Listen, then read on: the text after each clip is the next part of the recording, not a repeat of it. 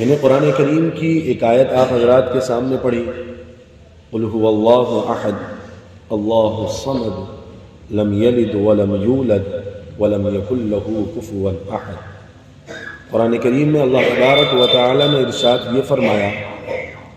کہ قل هو اللہ احد، آپ کہہ دیجئے کہ اللہ ایک ہے، اللہ کے علاوہ کوئی معبود نہیں، اللہ کے علاوہ کوئی معبود نہیں ہے۔ اللہ کی ذات اکیلی ذات ہے، وہ بالکل واحد ہے، اس کا کوئی ثانی نہیں ہے، اس کا کوئی جوڑ نہیں ہے۔ اس کے تعلق سے قرآن کریم میں فرمایا اللہ الصمد، اللہ بے نیاز ہے،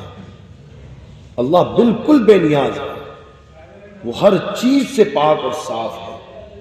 فرمایا کہ آگے چل کر لم یلد ولم یولد، وہ ذات ہے کہ جس کا نہ تو کوئی لڑکا ہے، نہ اس کی کوئی اولاد ہے، اور نہ وہ کسی کی اولاد ہے، اس کا کوئی باپ بھی نہیں ہے۔ اللہ تبارک و تعالی واحد ہے، نہ اس کا کوئی باپ ہے،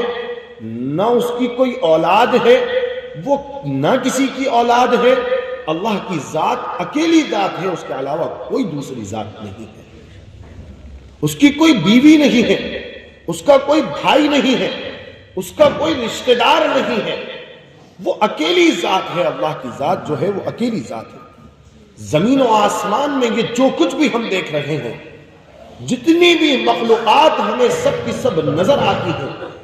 یہ ساری چیز زمینوں کا پیدا کرنے والا، آسمانوں کا پیدا کرنے والا، سورج کا بنانے والا، چاند کو بنانے والا، تاروں کو چمک دینے والا، ان تمام دنیا کے اندر جتنی بھی مخلوقات اور جتنی بھی خوبصورتیاں ہم دیکھتے ہیں، سب کا مالک، سب کا پیدا کرنے والا، یعنی سب کا خالق اللہ ہے۔ اللہ کے علاوہ کوئی ذات نہیں ہے۔ اللہ کی وہ واحد ذات ہے جو سب کے اوپر قادر ہے، وہ سب کا مالک ہے، وہ سب کا خالق ہے۔ اللہ کی ذات صرف واحد ذات ہے، اس کے علاوہ کوئی دوسری ذات نہیں ہے۔ یہ ہر طریقے سے، ہر چیز سے یہ بالکل بے عیب ہے۔ اللہ کی ذات میں کوئی عیب نہیں ہے، بالکل واحد اور اکیلا ہے۔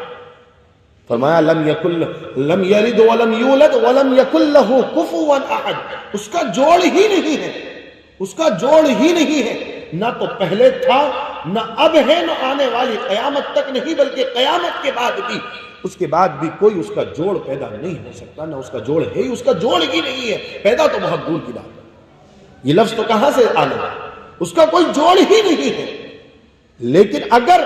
اس کے تعلق سے اگر کوئی شخص ذرہ برابر بھی اپنے دل کے اندر،